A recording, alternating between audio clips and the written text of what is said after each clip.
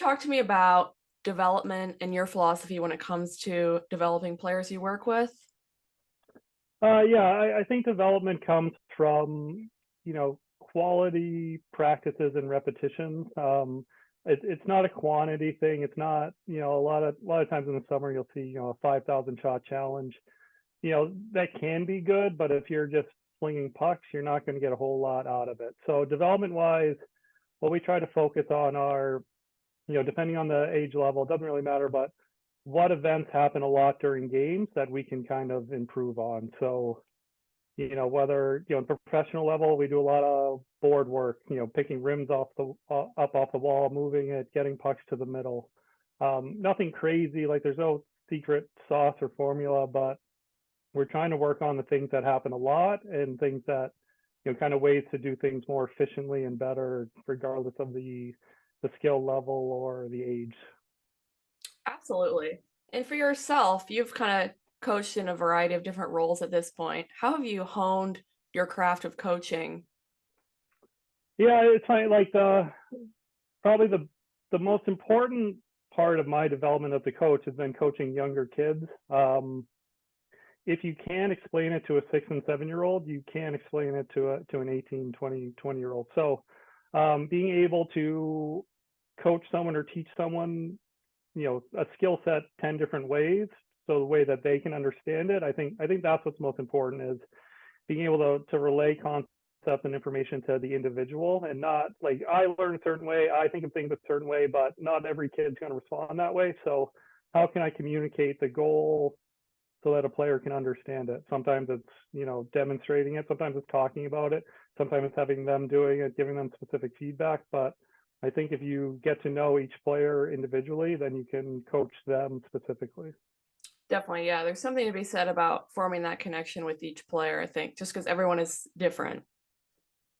Yeah, I mean, I work with, I do learn to play with 4 year olds, and I work with, NHL athletes, and they're all different. And, so if they trust you, then they're gonna, appreciate what you have to say with them. It's never about, I'm not trying to show them how much I know. I'm trying to get them to believe that, the information I'm giving them is going to help them specifically become better at hockey. Absolutely. What advice do you have for aspiring coaches? It's tough. I mean, I think, um, it's a long grind in the hockey coaching world. Probably the first 8 or 9 years of my career, I made $0 coaching, any of the teams, or any money I did make essentially went to gas money driving to and from the rink.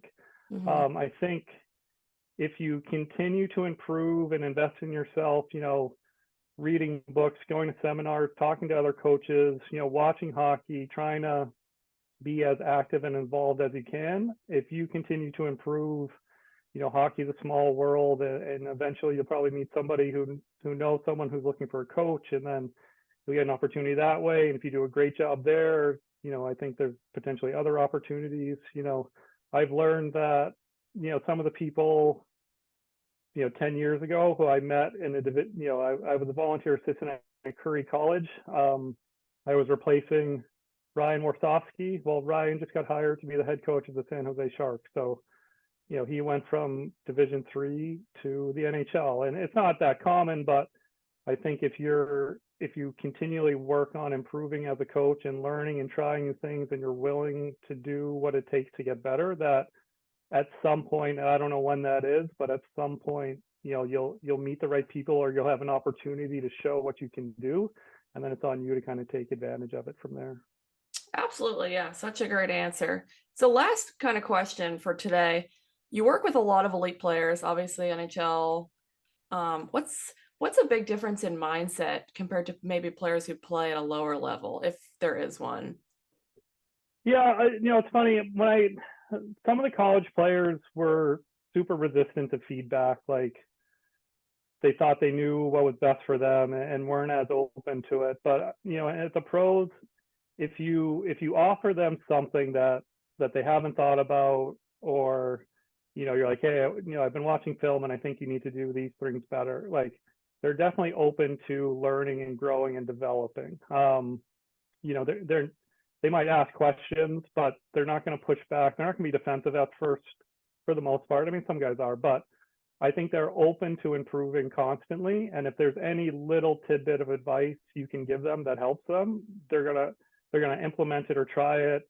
You know, and they'll give you feedback on it. So I think the best players are the ones that consistently grow. And so, you know, I remember, you know, we were in training camp last year and Marchand jumped out early and he was like, this stuff is awesome. You know, and we were working with the rookies before rookie camp, and he was like, this stuff is great. You know, but he's a guy who doesn't need to be out there early, but he wants to improve. If there's some little tidbit he can add, he'll try to add it. So, you know, the best players just want to improve. And I think whether you're 8 years old or 28 or 38, like there's all, you know, the game's always evolving. So any little thing you can do better will help you overall.